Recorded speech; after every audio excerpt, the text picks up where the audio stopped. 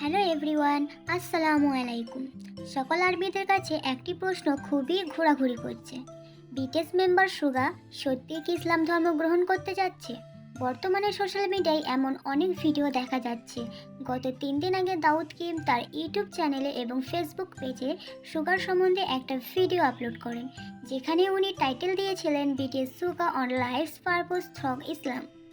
দাউদ Kim সেই ভিডিওতে sugar একটি ইন্টারভিউ নিয়ে কথা বলেছিলেন।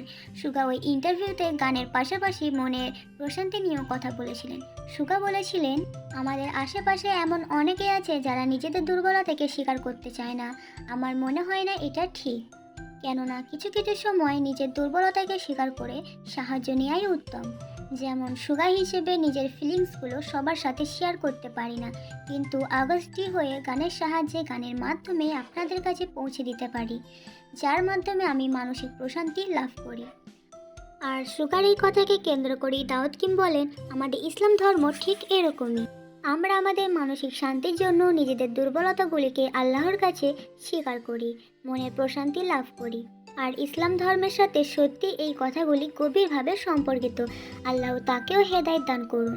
সমস্ত বিটির সদস্য এবং সমস্ত কোরিয়ান, আল্লাহ তাদের সঠিক পথে পরিচালিত করুন। জীবনের উদ্দেশ্য সম্পর্কে ভালোভাবে চিন্তা করুন। এবার একটা কথা বলি, সুগা কোনো ইন্টারভিউতে বলেনি যে সে ইসলাম ধর্ম গ্রহণ করবে, আর দাউদ কিমও বলেনি। উনি শুধু ব্যাখ্যা করেছেন যে সুগার কথার সাথে ইসলামের মিল রয়েছে। আমার এই সম্পূর্ণ ভিডিওটা দেখে তোমরা অবশ্যই আশা করি এটা বুঝতে পেরেছো যে দাউদ কিম তার ভিডিওতে কোথাও এই কথা বলেনি যে বিটিএস মেম্বার সুগা ইসলাম ধর্ম গ্রহণ করবে। উনি শুধু এটা বোঝাতে চেয়েছেন যে ওনার কথার সাথে ইসলাম ধর্মের অনেক মিল রয়েছে।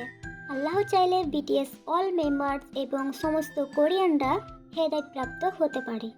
আর যারা দাউদ কিমের নামে মিথ্যা গুজব ছড়াচ্ছ যে দাউদ কিম বলেছে বিটিএস মেম্বার সুগা ইসলাম ধর্ম গ্রহণ করবে, কোনো এক ইন্টারভিউতে বলেছে, তাদেরকে বলছি তোমরা মিথ্যে মিথ্যে গুজব ছড়িও না কারোর নামে। সত্য তোমরা যাচাই করো, তারপরেই তোমরা সোশ্যাল মিডিয়াতে ভিডিও ছাড়ো।